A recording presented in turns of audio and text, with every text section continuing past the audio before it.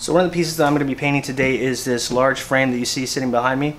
This one should be the simpler of the two projects because there's less steps involved. It's just a matter of getting it taped up, painted, and then mounted.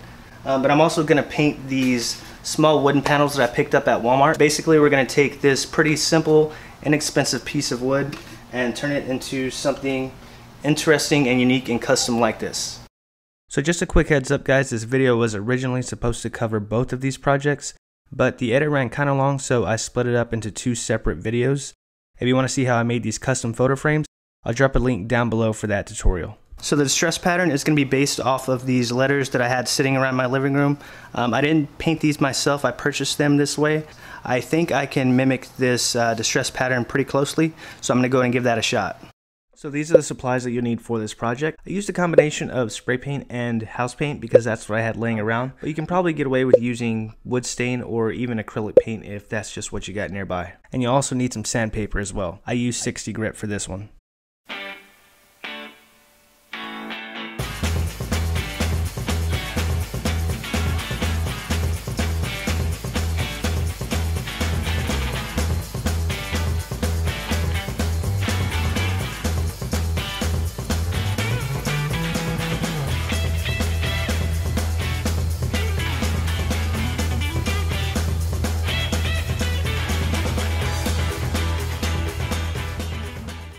Alright, tape job is complete.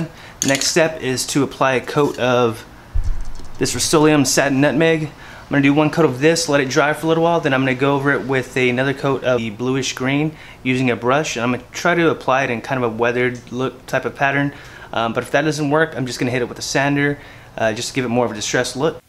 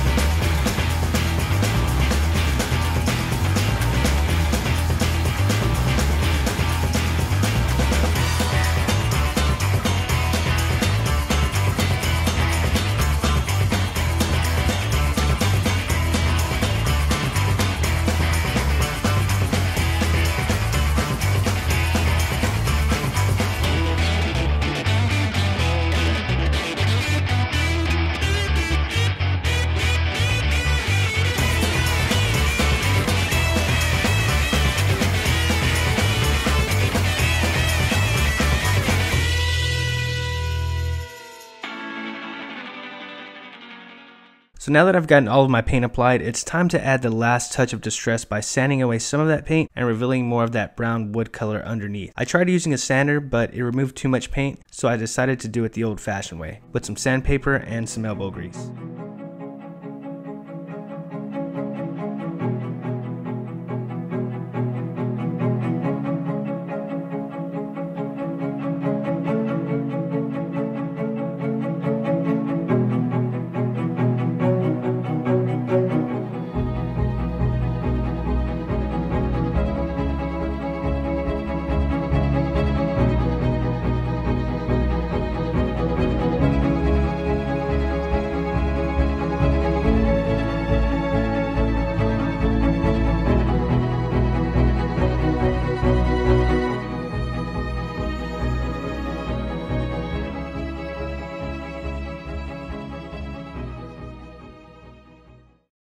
Before removing the tape, I would recommend spraying the frame with a matte clear coat finisher for some added protection. I forgot to do it, but it's probably a good idea.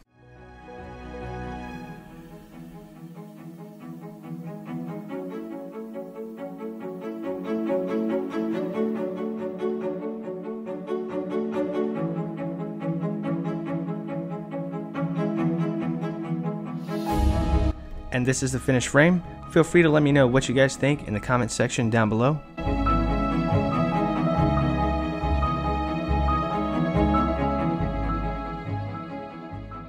As always, thanks for watching. Don't forget to like, share, and sub, and I'll see you in the next one.